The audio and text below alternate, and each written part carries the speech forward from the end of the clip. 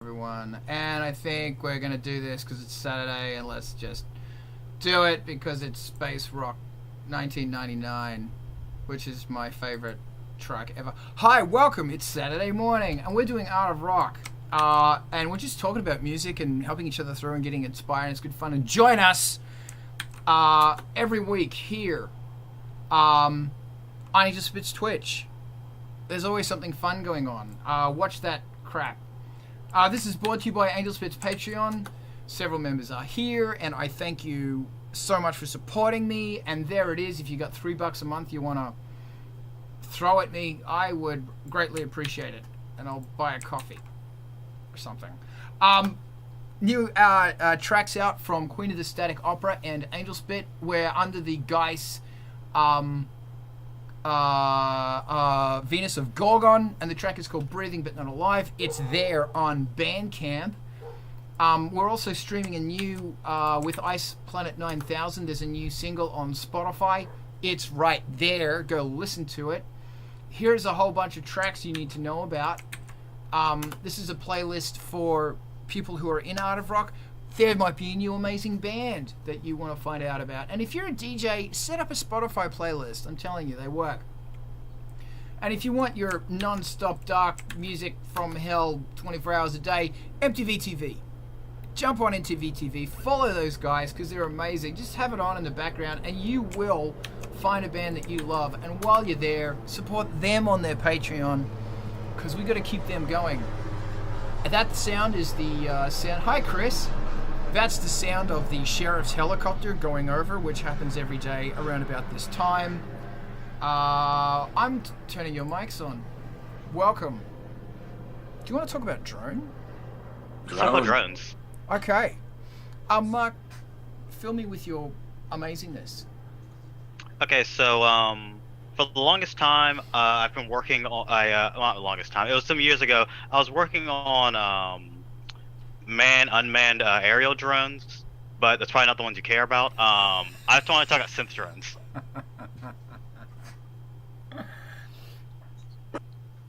That is a true statement, by the way. I almost took a contract with Raytheon. That's great, but we're talking about synthesizers. Yes.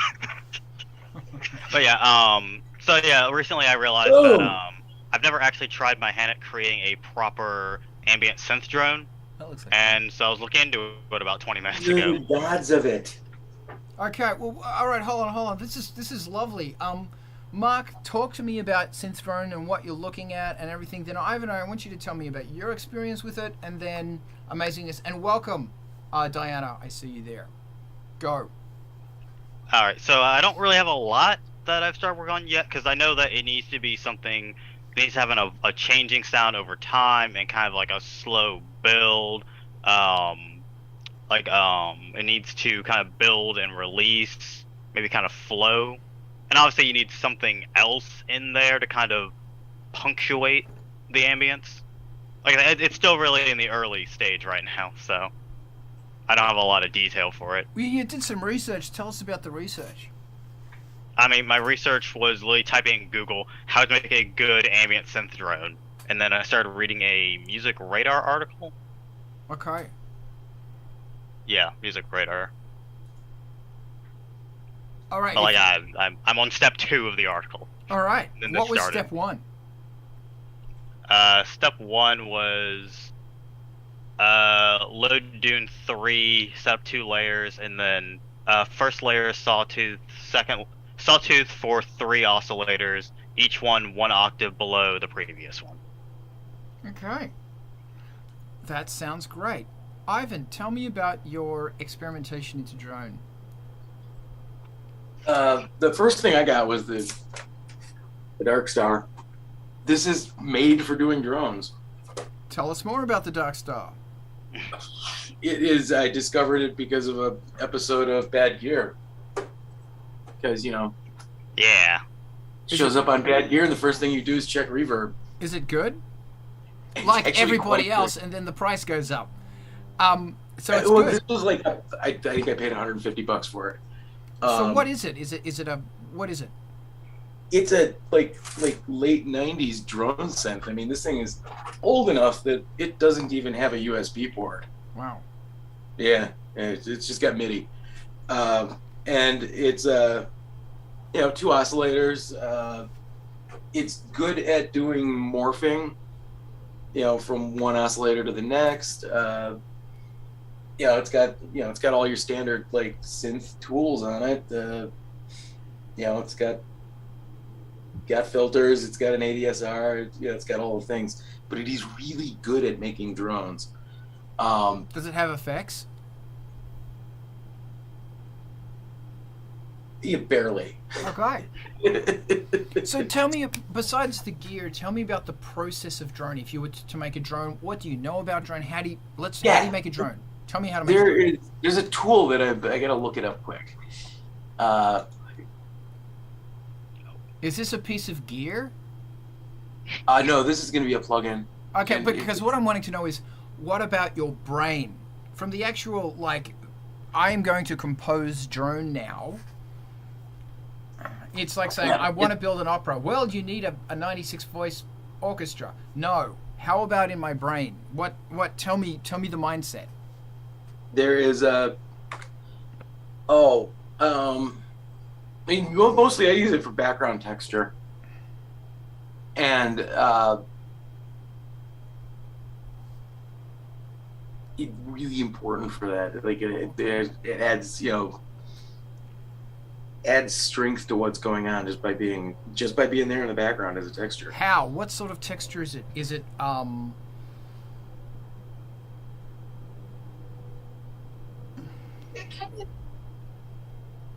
It's a good question. Okay. I really get waiting for Ableton to. Because what I'm wanting to move away from is, I want to build drone. Get this piece of gear. I want to talk about the mythology of it, the mentality of it, like. Yeah, no, and I mean this is something you could do with a good, like a well-rounded, pad. Okay. Yeah, you make a pad sound and just give it a lot of release. Okay. Lasts kind of forever. So do the pads in drone music, is there a chord progression? You could do that. Yeah, absolutely. Okay. Yeah, like that falls into the realm of why not. I love that realm. What about the sounds that are used in drone? What sounds are... Because I always want to make drone, and I listen to it and I go, no, they're going to hate this. And drone sounds, it's very defined for what is drone. Okay, that's not drone anymore.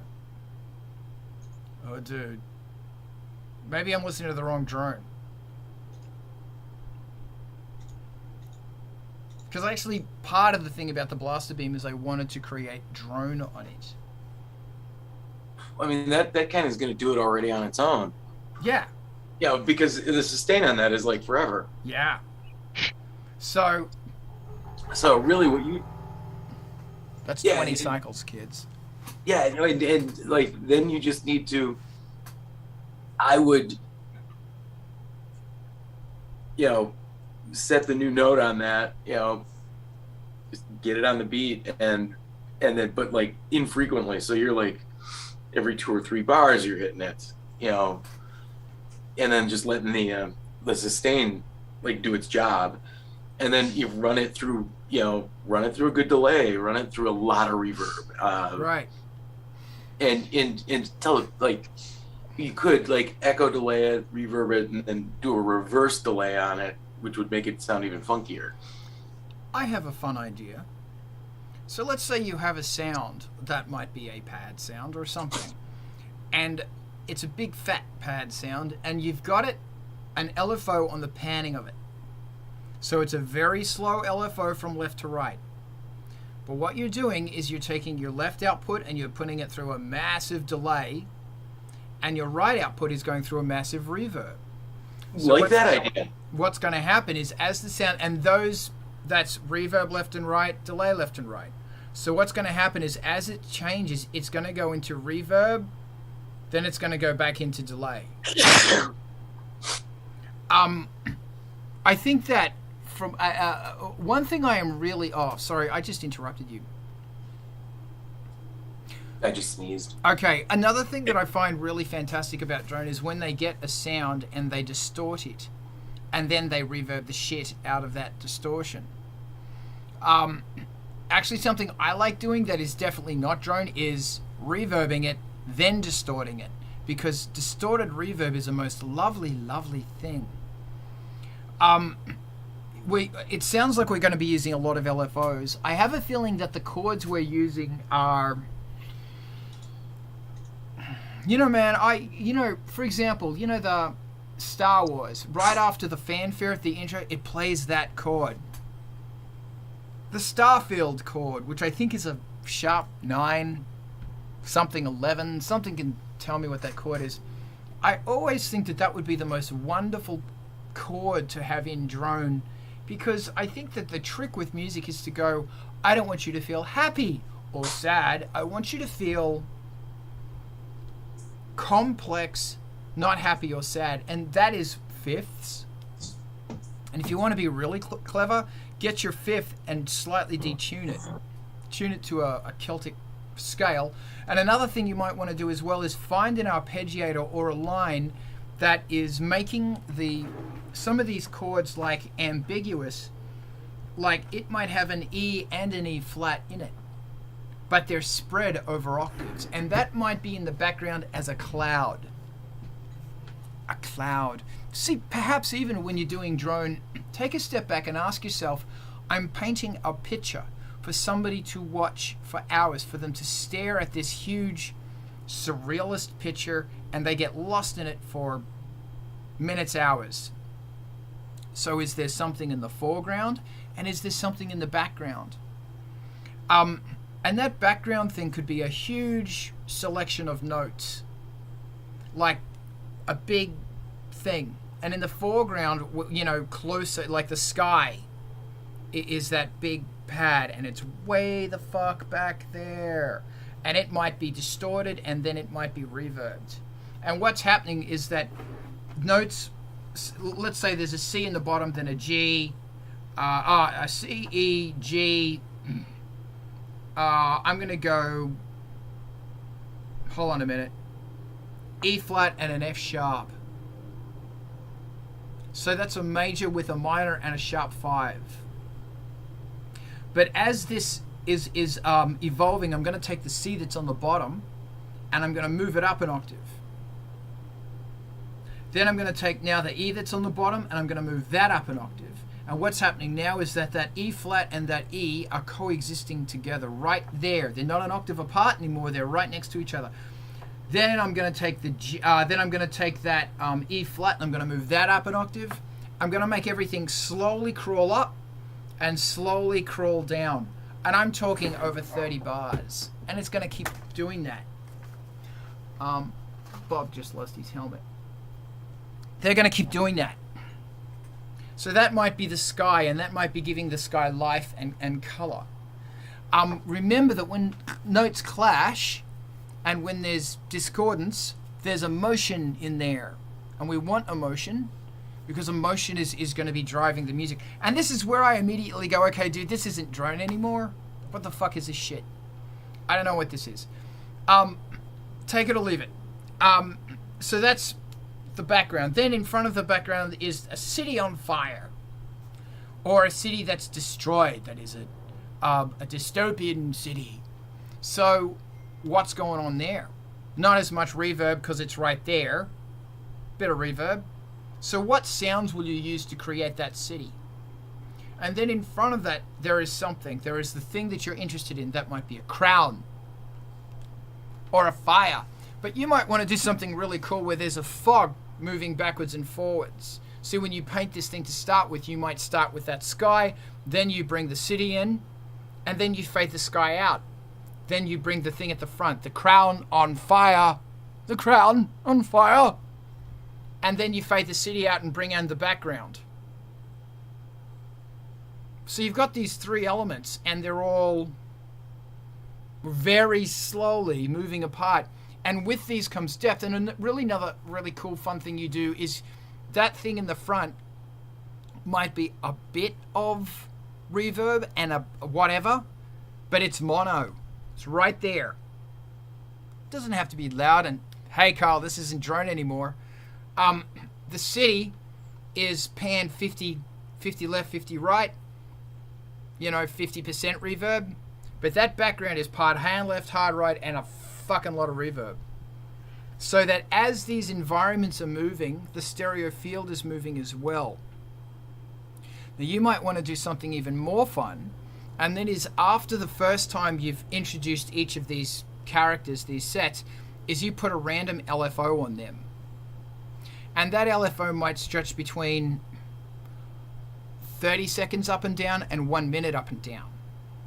But each time it triggers itself, it's going to be random. Or you could program it to do this. Cool thing about a modular is you can do this shit kind of easily. So then what you're going to be doing is you're going to be bringing in all of this stuff in its own time. And therefore you line up this very nice thing to happen of randomness. And each of these things, remember, they're all moving within themselves. A cool thing can happen now, and that is there could be a period where everything is on, and there could be a period where everything's off. And that, to me, is fun. Silence is it's the risk you take, and every time you go there, you yield something fantastic. That's what I think anyway. Does anybody else want to talk about drone? Let's talk about the creative process of what drone is. Like, can you record an acoustic instrument? Could you, if you could, I see guitars in the background. I see basses in the background. Tell me what cool thing, I didn't know you played bass. What cool thing would you do to fuck with this shit, with the gear that you have? Yeah, without changing anything, yeah, I any one of the basses, I'd probably go with the Dean, because it's got this kind of cheap, gritty sound that's already built into it, and you can't change it.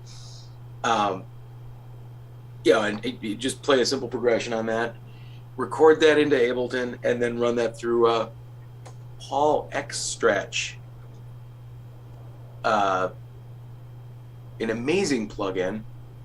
It is really good at like kind of turning anything into just drums the heck out of it, because it drags it out. I'd actually drop the plugin in here so I can see what it does. It's been a couple of months since I used it last. Oh, there it is. Yeah, what it can do is resample the entire clip, pre-buffer the whole thing, and then stretch it out or shrink it. And there's a slider for how much you're going to stretch it by. Shift the frequency, pitch shift it, run it through its own filters. So you could take that that formant adjustment and apply an LFO to that, for example. Yeah, Wow. yeah, and Cool this is a really good, and it was a dirt cheap plugin. I didn't even think twice about picking it up, and I can't even remember where I got the idea to find where I found this. Like, saw somebody use it, and that was enough for me. Like, it really simplifies just so many things, and it's really good at making background textures, droney background textures. I'm trying to dig up the demo I did with it back in August. Got the recording, but I don't remember where the damn demo is. That's brilliant. So, yeah, there we go. Yeah, this is one of the things I did with it. I hope you guys can hear. I can't. It's probably getting killed. I can't. Unfortunately, I can't share audio on this either because it fucks with OBS and I lose everything. Yeah. I will. I'll copy this up to the shared directory so that you Thank you. can hear it. And then it's cool. Give me the link and I'll put that live because this sounds very interesting. Another really fun thing to be doing is also so there is your note and there's the semitone. Is to be playing.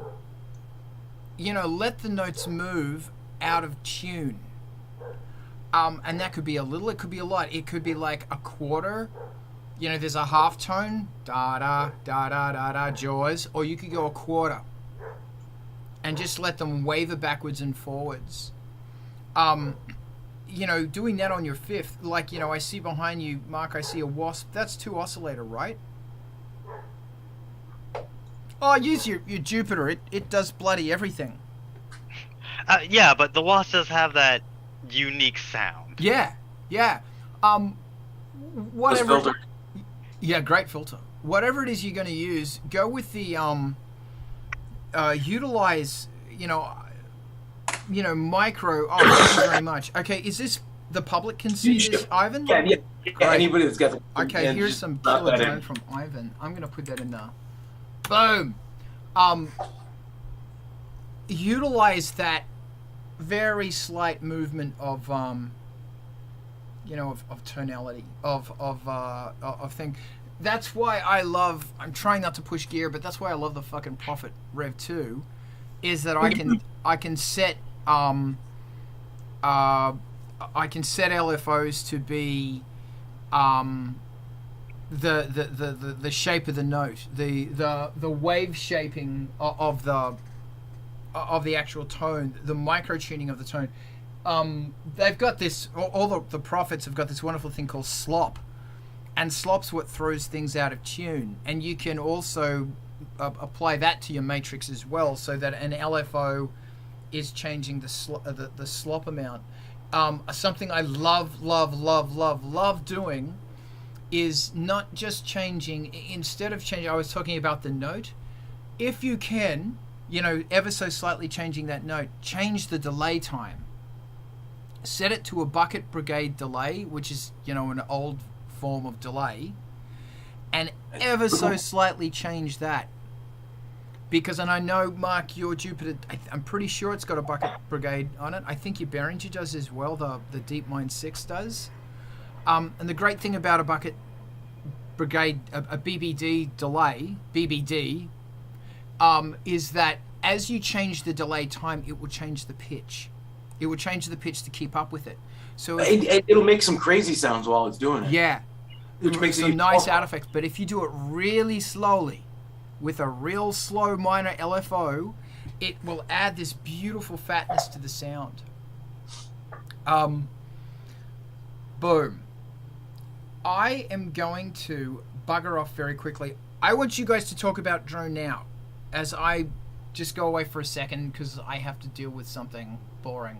I will be back in 15 seconds, maybe 1 minute. Okay. I have a cat that's yelling at me. I'll be back. 1,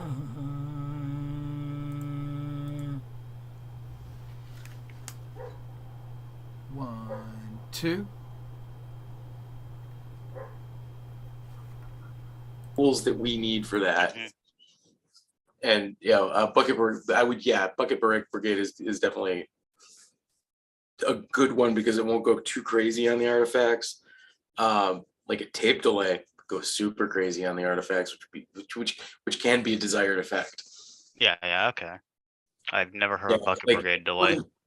When you're running a delay on a sound and then you just change the delay rate up or down, you're gonna get those like squeals and stuff as it like changes.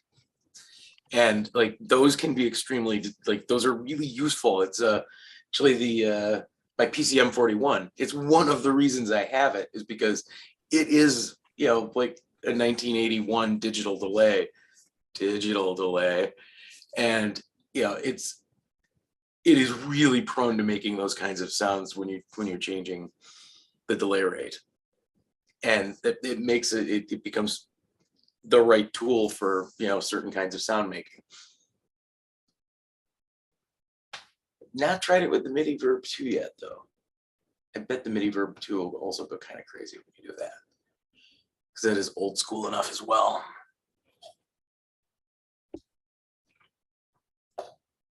And MIDI Verb 2s are like so cheap they're practically free. You might pay more for shipping than you do the actual unit. Gotcha.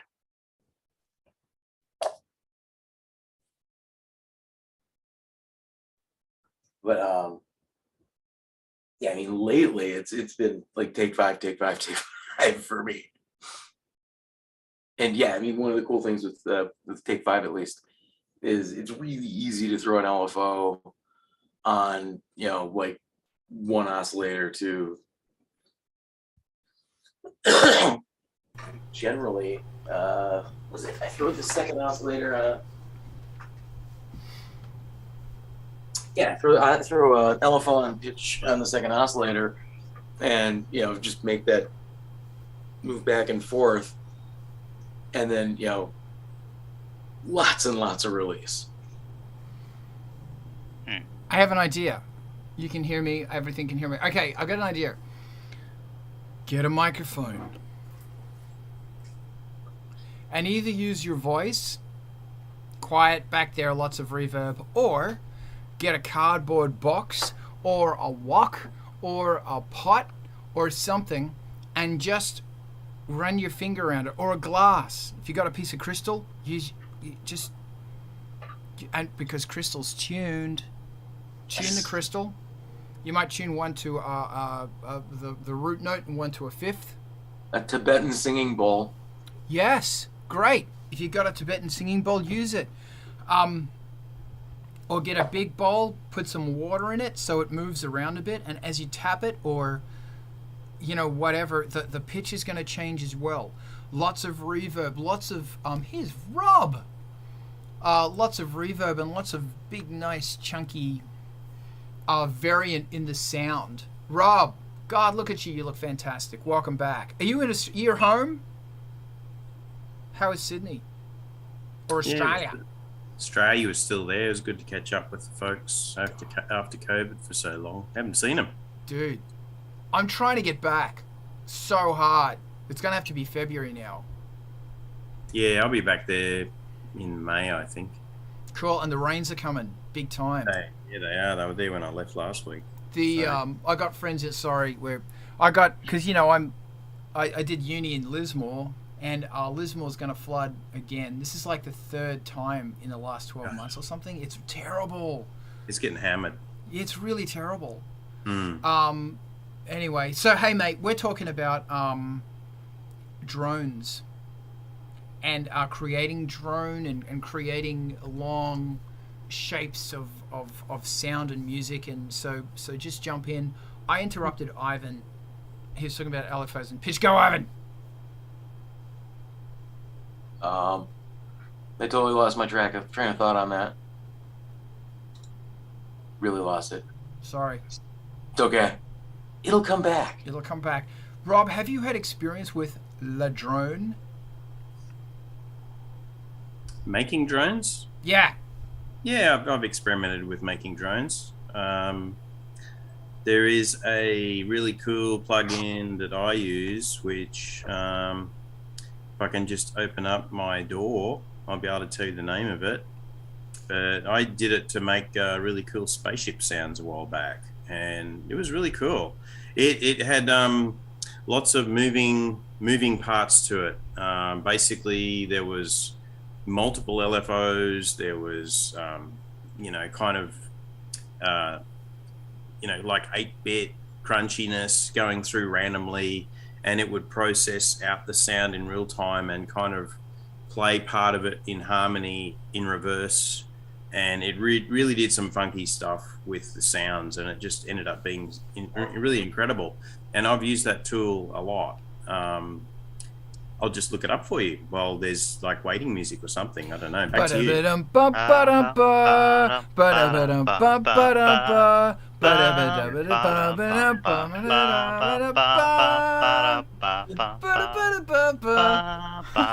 right, over to you, Ivan, now that you remember what you're talking about. Oh, look at all the basses.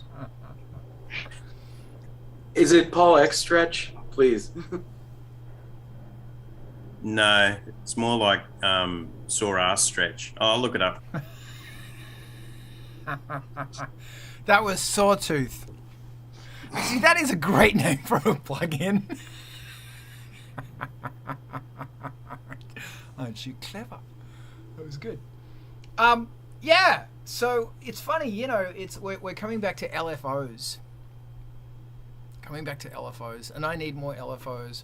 Maybe I need to utilize the LFOs that I do or don't have more.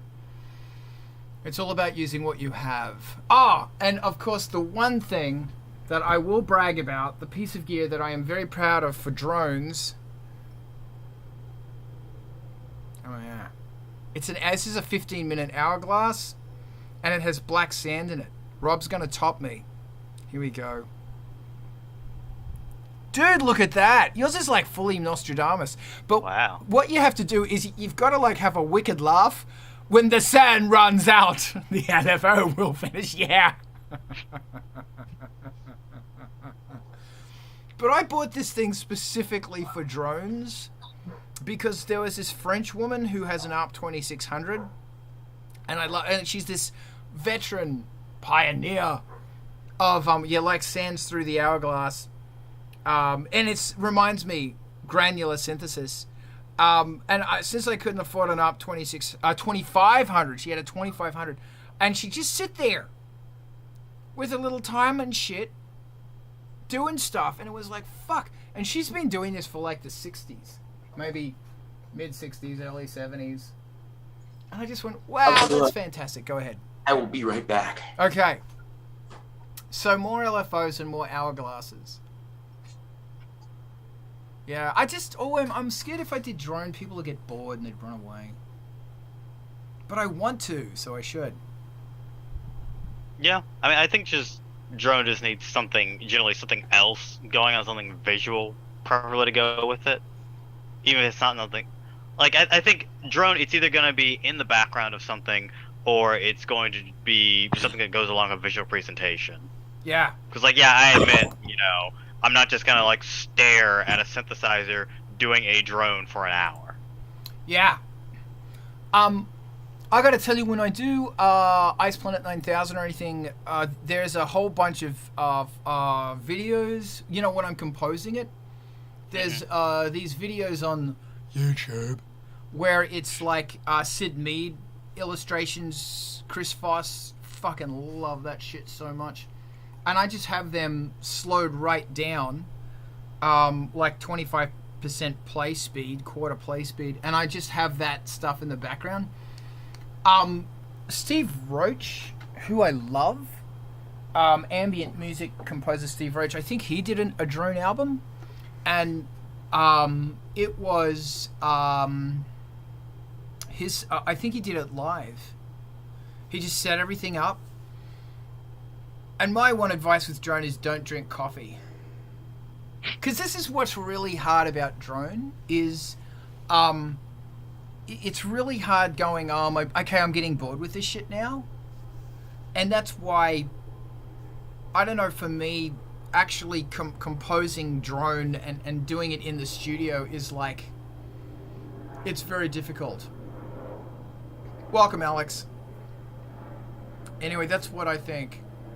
But I really want to do meditation, and I really want to speak to the aliens transcendentally, because Lynch does it, and I want to be like Lynch, besides just reading the weather. So I think drones is my input into that. So the tools that I've used, that's really interesting, Carl. You went on a tangent there with the aliens. There's a plugin called Enigma Stereo, and it allows you to do modulation, sync, all typical kind of function generator elements that would create LFO activity. But what it does is it analyzes the waveform in real time and creates a lot of harmonics. And it's got a shed load of presets, and I've never really modified them at all. The presets rock. They're really good. And you can set decay time, density, feedback, the frequency. It's a really cool tool. And the other one I use with that is Shep's parallel particle sound. It adds sub, byte, air, and thick. Just 4 variables that you can modify the input and the level of. That's Shep's parallel particle sound. That is really cool.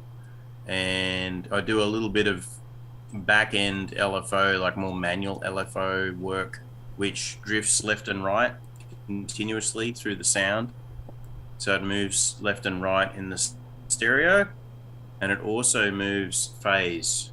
So you're moving left and right in and out of phase continuously, and that's a delay LFO, and that's in Metafilter stereo. The Metafilter is the plugin for that one.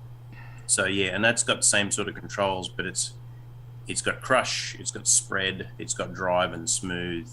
And I don't really play with that too much either. I just use the presets until I find something that I'm happy with. And then I'll do a couple of different recordings, each with different filters, and decide which ones I want. That's actually got a funky sequencer built into it, like a 16-step sequencer. So if you want to vary up the effects in real time using a sequencer, that's what's cool about Metafilter stereo. That's VCV Rack. Which you what? VCV Rack would be very good. Is very good at it as well, because, you know, like I think my slowest LFO is probably a VCV Rack. You know, because there's an LFO that, you know, you can crank it out to like years. Okay, here's a thought. So instead of using an LFO, use a sequencer and have the sequencer really slow.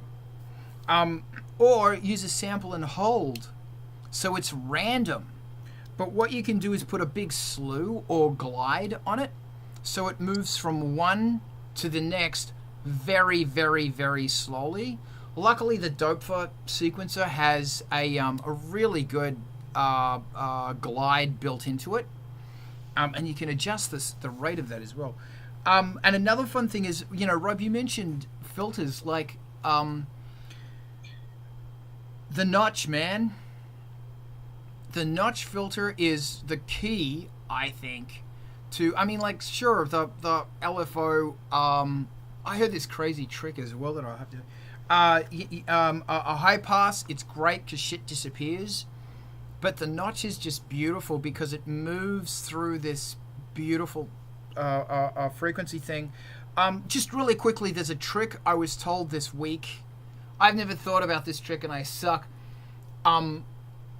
Yeah, ditto, Alex. The dark energy is fucking great filter. But you want a sine filter, you don't want a triangle. I think anyway, you want a sine because it's got that smooth up, the smooth down. It doesn't hit the peak, it's smooth. If you use a high pass filter on the bass, believe it or not, you can destroy your bass. And here's how. You add resonance to it. Because where it's cutting that tone off, and you assign it to be low, like 80 cycles, 120 cycles, you add resonant peak. So the resonant peak is going to be there at 80 cycles. It's not going to be up the top where the cutoff is. It's going to be down here. Then you track that with your pitch. So you will have obscene bass boom going on. And the cool thing about it is there's not going to be all these subs down there that you don't want. I learned that from Phil Shakero, who does all the ARP 2500 mods. There you go. And I also learned that his modulars are not clones. They are actually ARP 2500 parts because he repairs them. And it's all standard stuff. So instead of taking the repaired stuff, he put it in Eurorack. It is an ARP 2500, and my God, they sound like it. If you've ever heard one, and there's clips on YouTube that you can drool over. And the notch filter on the ARP 2500 was only a 12 dB on the Colin filter. It is the sound of Jar's Oxygen. It's so good, but it's only 12 dB. It's not a 24 dB. There you go. Because like a lot of stuff's got sequences in it. So use a sequencer. And what you can be doing is really slowly, each time it runs through, really slowly change it. If you can, how about you put a randomizer on the length of the sequencer? How about you put a randomizer on the speed of the sequencer as well? So instead of it changing every 10 seconds, it might change every 8 seconds. Modulate your sequences. Modulate, instead of it being an 8-step, pull it down to a 7-step. Or something really fun is you might have the two same lines that are going, and then you change one to be 8 and one to be 7, so they start really slowly overlapping each other. Like blinkers when you're standing in traffic waiting for the line to turn, and then all the blinkers blink at once. So instead of saying I need more LFOs, which I do, try and think of inventive ways to not use LFOs. Well, I mean, you could use the sequencer and bring in your clock, and then just use a clock divider to, sync it up. That's a brilliant idea. Stretch it out. Yeah, that's a great idea. What about actual other sound sources? Like, what's a cool thing that you could use besides a synthesizer to add to drone? I could go stand outside a Harnischwager and just listen to the factory make grinding sounds. That's a great idea. Yeah, I haven't actually used any synths for drone sounds. It's all been recorded sounds, distorted and slowed down. That's brilliant. Tell me more about your process, Rob. So you press record on a microphone. What are you recording? I actually have recorded machinery. Cool. So, you've got things running at different RPM, and there'll be like a thump, thump, thump, thump, thump bass element of that. There'll be a very high-pitched kind of 1K, peaky kind of choppy noise in amongst there as well, like generators and things like that. Like I've recorded food vans. There's all sorts of interesting stuff going on with the food van. They've got air conditioning, they've got generators, they've got things running inside. And when you record that and you slow it all down and just run it through delays and filters, you end up with just sounds that you would never have thought of. It's fun to play with that because it's discovery. It's creative process. It's harder if you're sitting with the synth and you think, oh, I want this, okay, and you try to make that, and then you go, okay, what now? As opposed to recording stuff that you haven't recorded before, and you start experimenting with that sound. It's a much more creative process, and you're uninhibited by trying to do things technically. You're just discovering what is in this sound. What if I apply this filter, and what if I do that? You're not trying to design a sound, you're creating by experimentation. I think that's fantastic. Because Damage also sent me, he's got one of those ether soma things where it records electromagnetic sounds. Yeah. Yeah, it's fantastic. Rob, exactly like what you said, there are sounds in there that I would never imagine creating. Sample that shit at 16K, throw it in the Emacs, drop it an octave. Big loop, and on it goes. Remember the days you'd sit in bed at school with your mono tape deck and you would wait for your favorite song to come on the AM channel and you'd press record and you'd make your own mixtape just recording that? Well, the old radios used to have this low wave band and ultra low wave band and very high band for UHF kind of radios, and you'd always pick up really interesting signals, electronic signals in those other bands that aren't used for broadcast radio. I thought, I want to get back to discovering random sounds like that, whether they're power station telecommunications transmissions or whatever they are. So I went and got an old valve analog shortwave radio, and you just scroll through that big ass scratchy knob. Don't clean it, just let it be it itself, and pick up these different frequencies and kind of center on them for a little while and then move on. And you can then just go and chop all that up and use it however you want and put it on loop, and like you said, stick it in the Emacs and go crazy. Getting random audio like that from shortwave radios is fun, and it's all mono, so it's easy to work with. That is inspiring, because so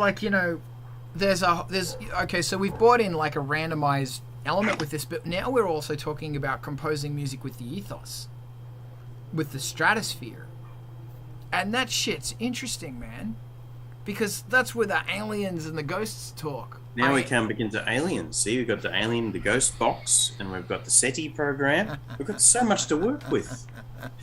Back in the 90s, I was a road tech.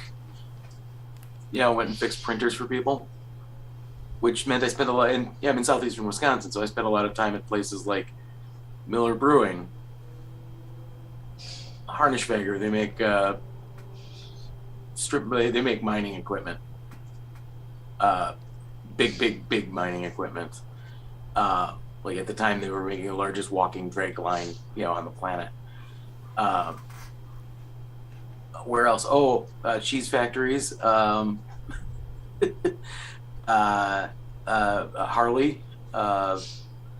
A bunch of automotive manufacturers, like parts, and like everywhere you went, the factories had very unique to what they were making sounds. And like at Harnischweger, they had a gear cutter that cut like 30-foot diameter gears. The main gear, the thickness of the main gear was measured in feet, and it would take weeks for it to cut a single gear, because it would do a cut, advance, do the cut again, advance, do the cut again, and so it was doing a water lubricated cut, so like there's a spraying sound plus the squealing of the metal being cut plus a kind of grinding and a buzz, and then it would stop and there would be a thunk, and then it would advance, a bunch of noise there, and start over again. So I wish that I had something like this back then, because I'd be like just loaded with all the good stuff, because I had easy access back then to the good stuff. I spent time in this steel burning room in the back of Harnischweger, where they would they cook parts in liquid sodium. The machines are great because they have a rhythm of their own, right?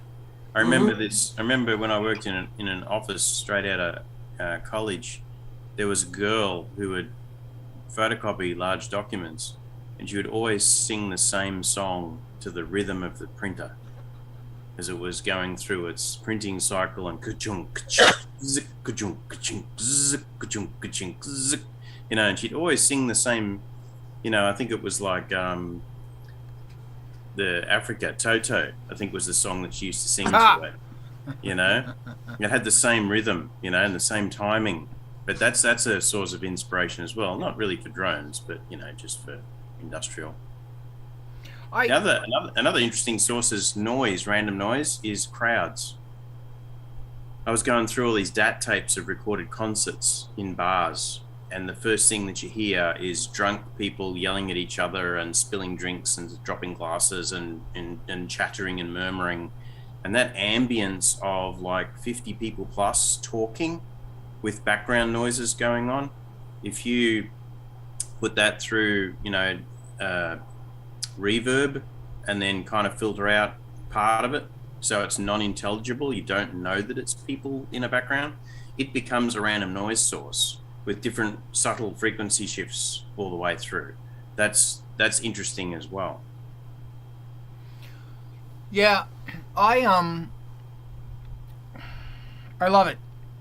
You could use a signal like that to generate CV, and then run that CV through a quantizer, and because it's actually going to be fairly, the variance won't be that huge, but the randomness will be there. Right. That could result in something pretty cool. I think I need to go on another sound safari. This is really wonderful. If anybody has access to a machine shop, there's a bunch of auto repairs around here. I just need to take my little zoom out and just stand in there. Yeah. Yeah. Just walking down the street in Chicago is usually a pretty good place to run into found sound. Oh, it's standing next to the trains? Yeah, well, the trains, and then there's the intersection, the light controls for the intersections, especially on the older ones, they make a surprising collection of noises. as the relays are going off.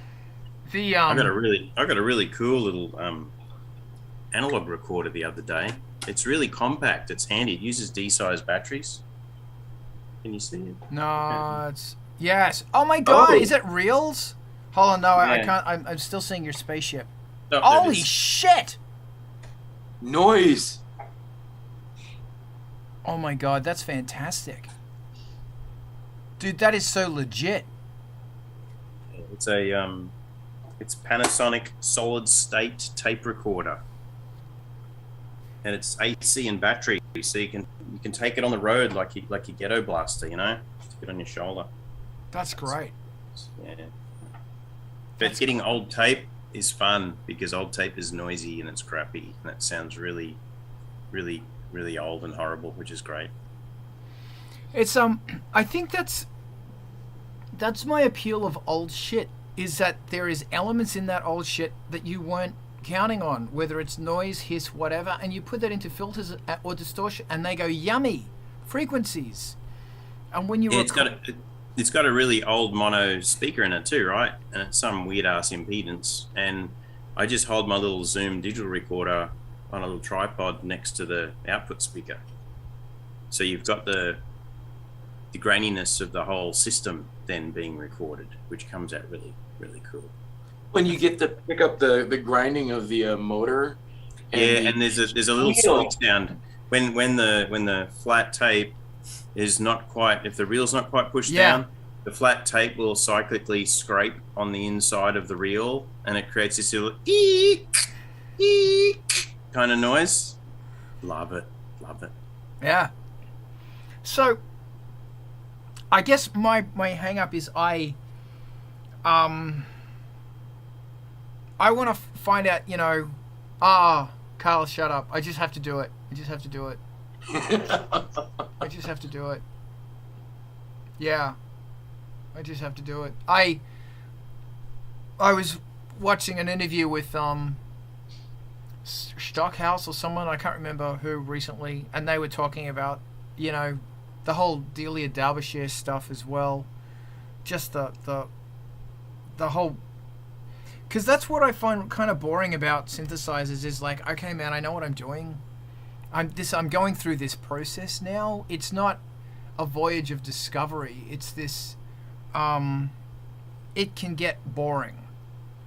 And you know, like I was saying, is that's what I find really hard about keeping my attention for ambient music and ambient drone, because my brain is not calm place. It's fucking chaos, and I need stimulation.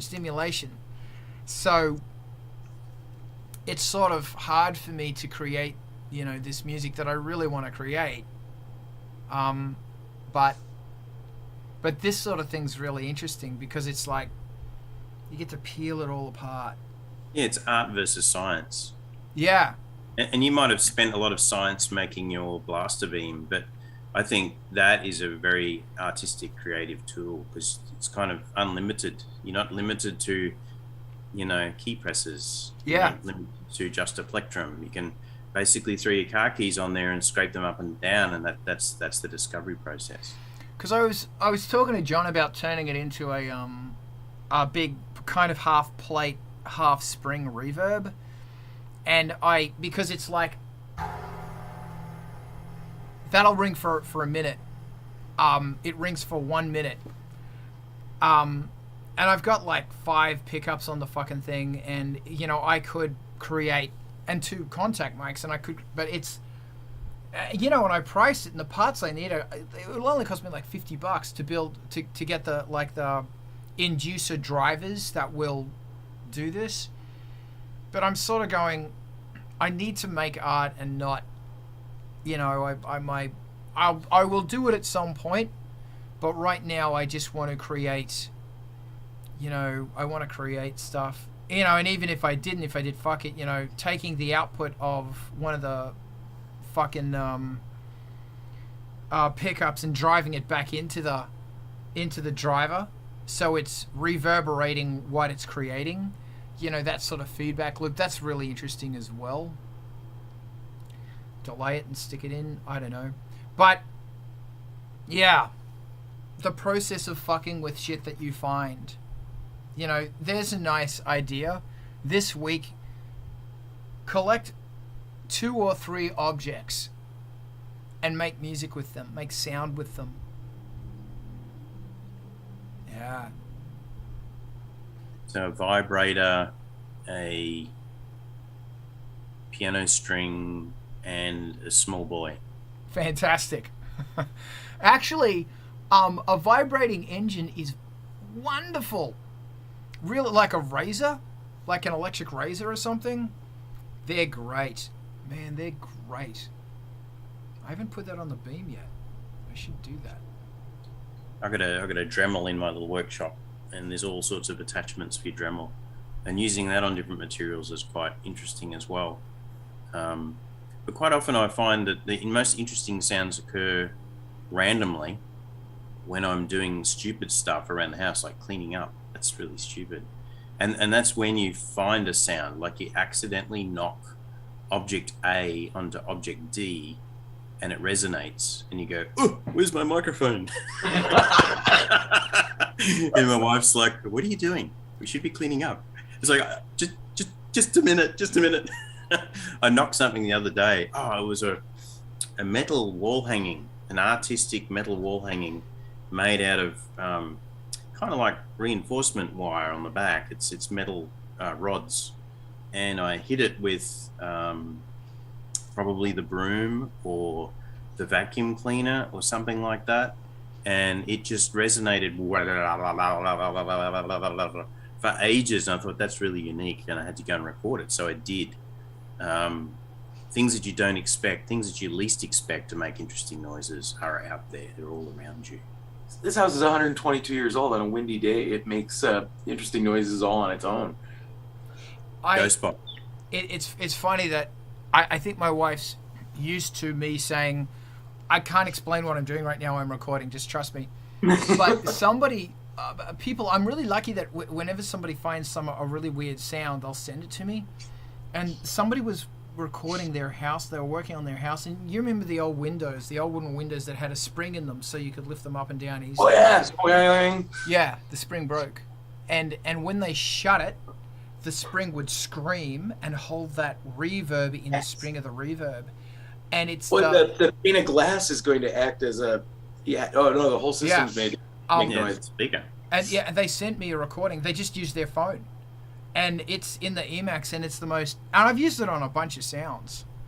I credit them on all the albums. It's just fantastic stuff. Shit you can do with a Slinky, man. It's insane. Yes. But I got... Just... If I may...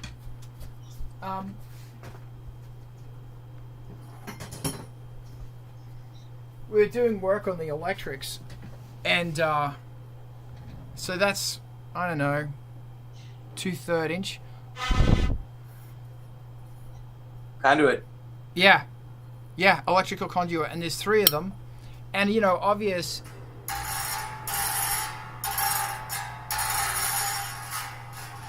It's for the, I went, oh cool, blaster beam, but there's all of this other fucking awesome shit I want to do with this as well. Like even try and mic up the inside of it as I swish it around, so it's getting a recording of the air and shit like that. I got one of those guitar slides with the pickup inside of it.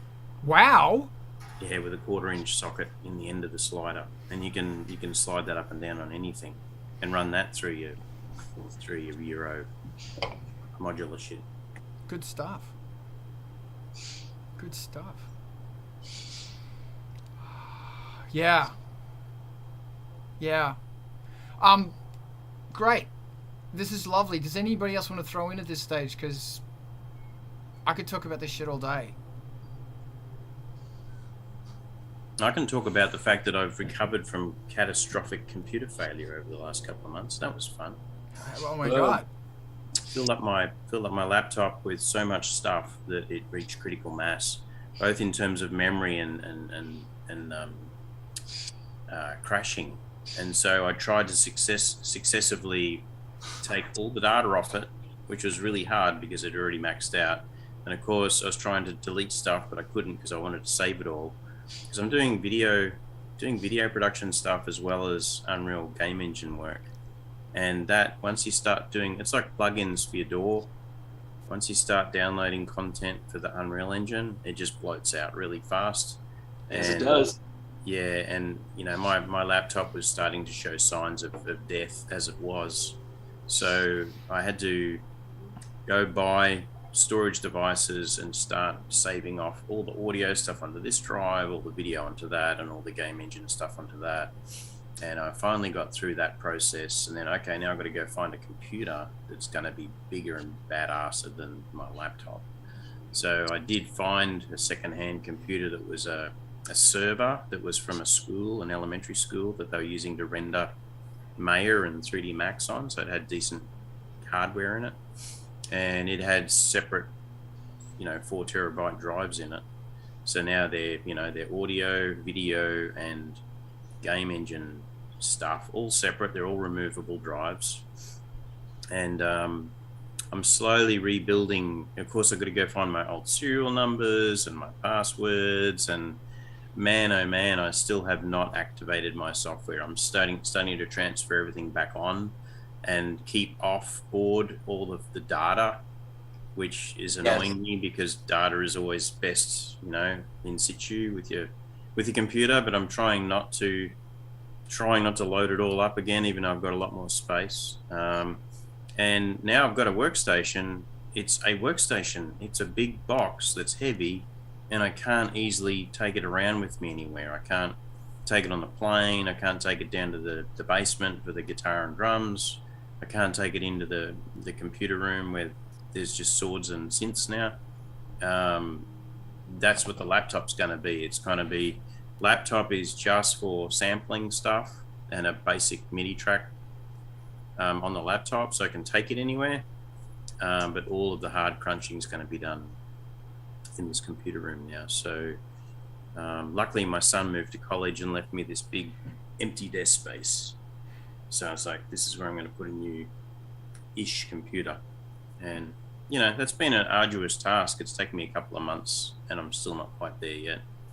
But hasn't stopped me from creating, because when you don't have your computer, I can't help but write lyrics. I can't help but record stuff. And I started using the apps on my iPhone to record melodies and use the Korg and modules that they have for the iPhone.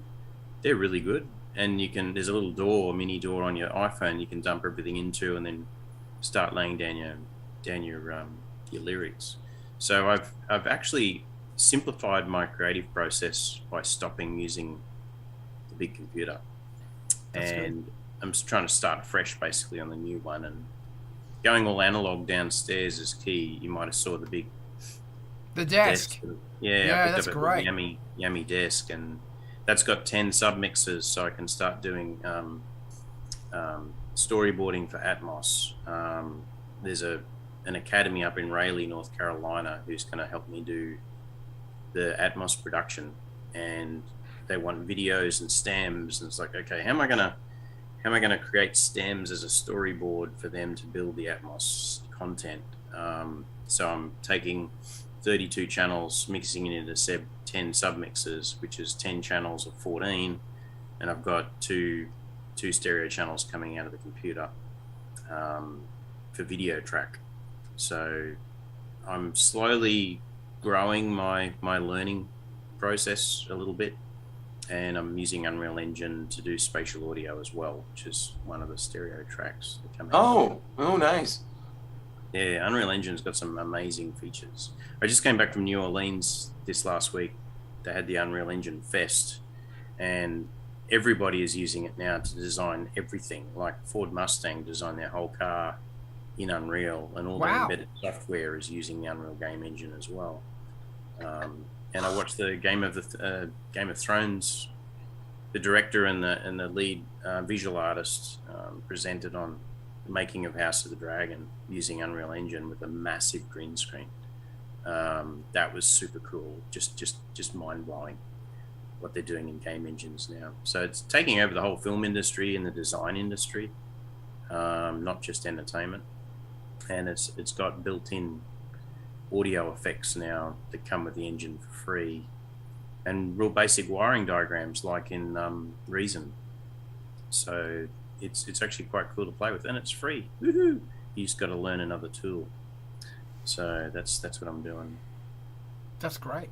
That was my segue. End of story. That was a good segue. Yeah. Fucking backups. Yeah. Well, and again, let me dump on the IT side of the audio industry, music industry. Could you guys could they make this stuff automatable at all? At all? It would be so nice, because you could write a puppet manifest that sets up your DAW and your music production environment, and then you just run that on a machine, and boom, everything comes up in the right places. All the directories are in the right places. It would go grab your audio. It would go back restore your backups, do the whole thing, just set it all up for you, and you wouldn't have to think about it anymore. Instead, no, now you got to go down, find downloads and find your freaking keys, and they're all in different places. It all happens differently. And like the inconsistency in the installation, UI for all of that stuff just makes automation impossible. Jerks. Yeah, you're right. One of the things we learned about last week was, if you're a software engineer, and I know some of us are, you're used to things like GitLab and GitHub and stuff like that. Yes. It's SVN, source control. It only does text. It only does source. But with the new engines now, they want to be able to version control binary files, WAV files, video files, 3D models, blueprint files, Perforce. XML. Yeah, Perforce is one that they use. Perforce is good at that. Perforce is good at that. It's better than GitLab. GitLab is made for text. Right. Perforce is used by the gaming industry like across the board, because it can handle media files. So when I was your whole project of movie production and audio, and I think the only thing it doesn't do yet is version control of your DAW and your plugins. That's a whole separate problem that you alluded to.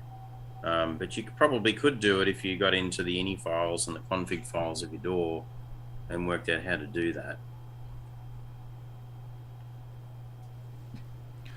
I will be back. I have a cat issue to deal with. I will be 15 seconds. Keep talking. And then I want to bring it back to drone and music. But I'll be back. Ho ho ho. Yeah. I haven't done any audio stuff in Perforce yet. I was only just realizing that they'd broken it all up. They got a new replacement. It's DDC Cloud to replace Perforce. Everything backs up to the cloud. That's actually okay. That's kind of good, kind of not good, because like when I worked at Midway Games, and this was back in 2008. A title back then, by the time they got to the end of, by the time they got ready to ship, you were looking at like, oh geez, I mean, 200-300, gigs of data that made a video game go gold. And every time there was a generational change, the amount of space that was needed for the Perforce to make games doubled. And it only ever doubled. I watched it double a couple of times over while I was there. And when we made which game was it? Stranglehold. The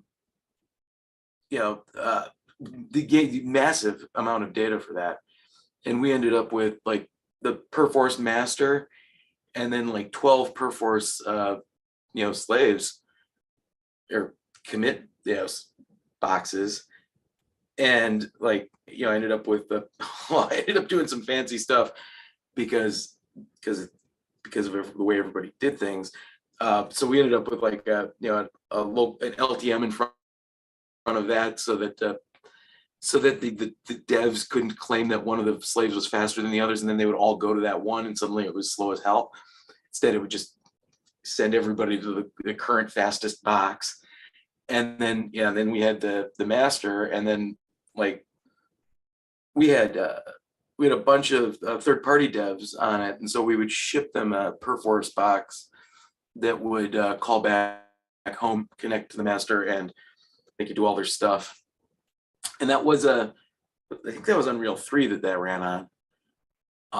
So at the time, we had access to Unreal's Perforce backend, and we wrote this slick script that got all of the versions all the way back to 0, so that our engine team could actually make it run on PS3 or PS4.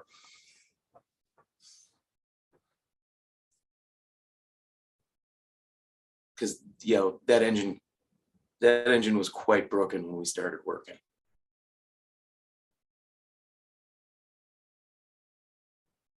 Yeah, it's actually come a long way now. It's improved a lot. Yeah, no, he's come a long way.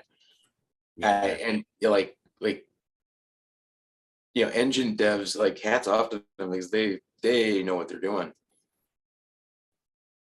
Yeah, and the industry's changed a lot for them as well. They used to be limited to games. Now they're doing all this stuff, which is architecture design. It's just incredible. They do stage set design now with DMX controllers, which is quite cool. That's actually super cool. Yeah, that's really neat. Like, you could model. Go ahead. Go ahead, Mark. I was gonna say, Ivan, you worked in the game industry for a while, right? Did you work on anything that shipped to PC? Turbine, Dungeons and Dragons Online, and Lord of the Rings Online. Oh, and like, technically, when I was at Wizards of the Coast, like, yeah, it was all web-based, so we shipped everything. Okay, because I heard an interesting rumor on the internet a long time ago that most games ship broken from a basically GPU standpoint, and those day one patches NVIDIA sends out for their GPUs are fixing bugs. Okay. QA would not allow that. But unfortunately, because GPUs, like, especially on the PC side, like, everything's advancing continuously, so you end up patching for the things that have happened since you built. Well, that is true if they're just doing a beta testing or a demo. So yeah, they'll want people to jump on board and try to unit test the crap out of it. Yeah. But they'll advertise it that way. There won't be an official release. Yeah, and then, you know, when I was at Midway, because we did, you know, console primarily, that was all we did. Nothing could go out unless it was like completely clean. Yeah. And granted, if you ever check out Freaky Flyers, you want to see some really bad camera work, just check out Freaky Flyers. Yeah. Do you want to say anything about drones to help me out? I'm just gonna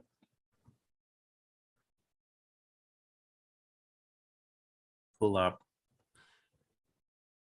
So Mark, what do you want your drone to do? I didn't really have anything particular in mind. It's just I more or less woke up today. Well, sorry, I got a recommendation for a drone on YouTube, and I was like, you know what? I've never actually tried to do a drone, so I was trying to figure out what the basis of a good drone sound is, and then kind of figure out where I want to go from there. Okay. So I put in my because I can't share the screen. This is the Enigma tool behind me, this gray box with the blue screens. Okay. And that's got, you know, I actually do use triangular waves. It's not sinusoidals all the time, because it gives it more harsh, distortive effect to the original audio because I don't want to preserve the original audio sound. I want to make some new sounds out of it. So this Enigma one really is quite incredible. I would say that that's the most transformative tool that I've used before. And this one on the other side with the black background and the yellow screen is the one that does the phase shift left and right in stereo as well as fore and aft. And you can see it's got the sequencer down the bottom. So that's a 16-step sequencer, and you can just draw on it, or you can set those sliders however you want. And that's got all the fundamental controls for your LFO as well. Again, I'm not using sinusoidal. I'm using typically using triangle waves because the distortion really creates new effects. I don't want the integrity of the original audio to be preserved. I want to screw with it basically. And the one behind me there is the one that works really well with bass and drums, and it's very simple. It's just got four settings that you can play the inputs and feedback on. And that one is the what was that one called? That one was called the Shep's Parallel Particles Stereo.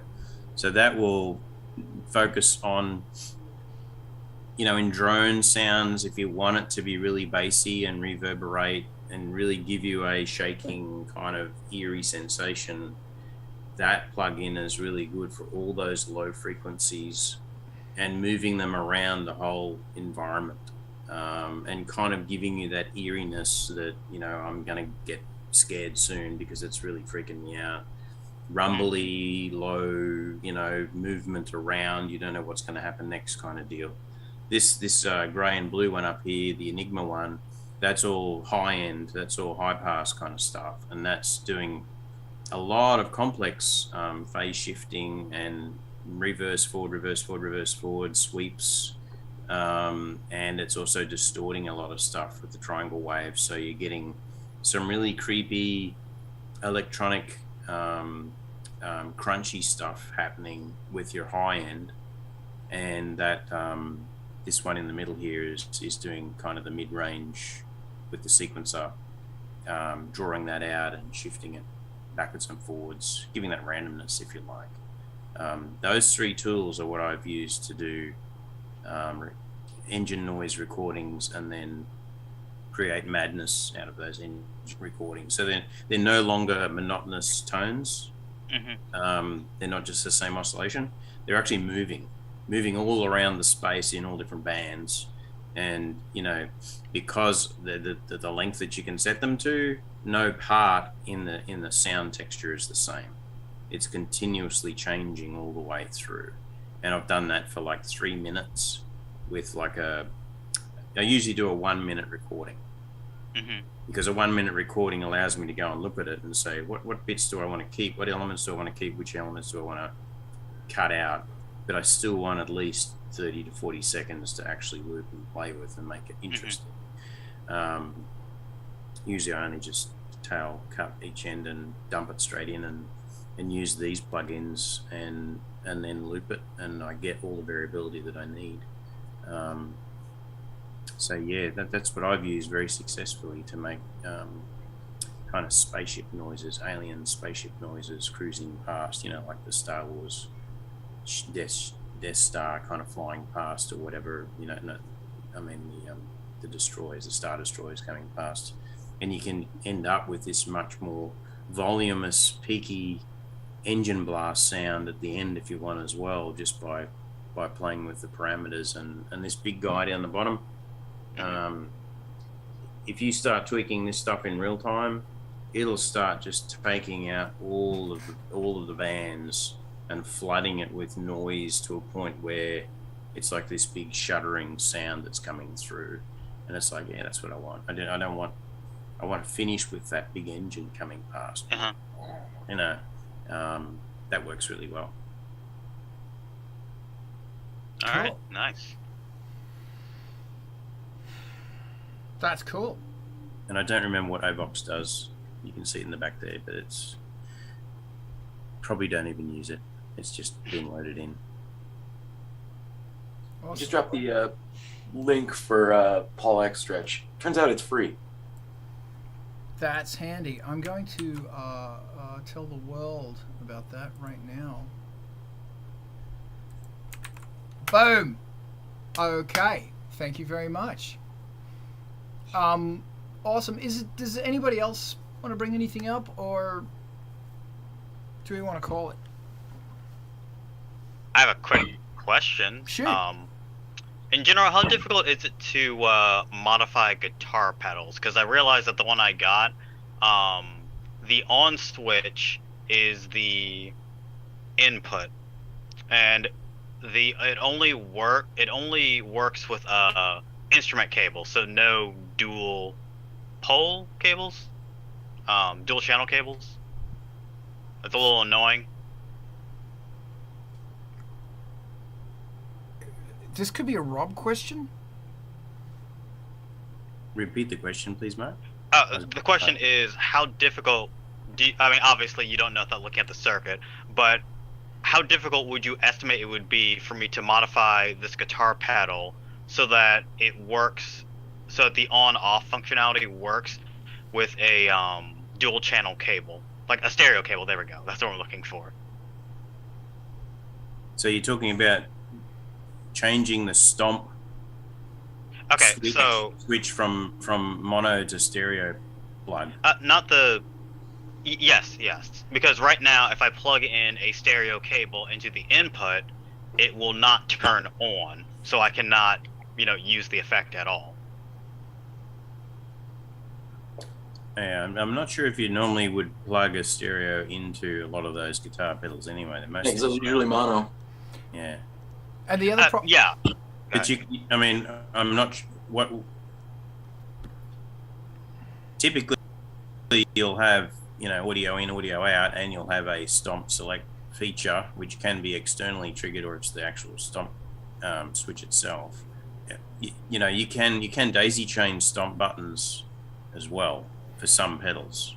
So you can have a stomp, which is just a switch, click, click, momentary on off or permanently on, permanently off, and that sometimes your guitar pedal will have an input for that, kind of like having a switch coming into the back of your synth.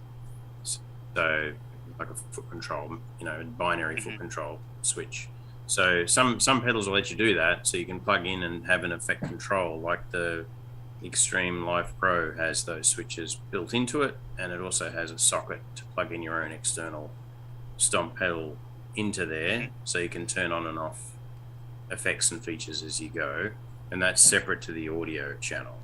So there is another thing, which is the active or passive power. So if you've got audio going into your pedal, it's using that mono plug, and it might be either turning on the 9-volt battery switch inside the pedal or not. And if you're plugging in a stereo connector, a TRS connector, you're starting to kind of screw up the logic, and you might actually do some damage too. I'd be a little bit hesitant to do that. Carl. Also, some TRS. So some of the old jacks have got the ground socket tab on the inside where the TRS hits on the right side of the channel. Yeah, the ring will be not grounded the same as others. Yeah, and the ring is actually going to the ground of the pedal in some situations. So if you're sending stereo in there, it's actually grounding on a positive thing, which means that sometimes the signal will just cut out because it's directly grounding the positive. And I've had that problem on if I take a stereo out of a phone and stick it into a mono input with using a stereo jack, it will basically earth itself and die. So I only stick monos in that thing because it's the 80s. Okay, so gotcha. Okay, it's an intentional design decision, not a oversight. Got it. Yeah, it's not an audio socket entirely. It's going to be doing other stuff as well, and it matters. So try not to screw with it. All right, noted. Girl. Well, I tell you what, I'm going to, unless we want to talk about anything specifically rock related, I'm going to suggest that we raid to MTV TV. because there's a Yeah. whole bunch of shit. Ram, let's raid. And these are often, so keep an eye on Angelspit's Patreon for Art of Rock and what's going on in the moments of madness. Do me a favor, follow Angelspit on Twitch. Boom, it's right there. And Angelspit's Patreon is always making madness. So thank you so much for coming. You rock supremely, and we will talk to you very soon.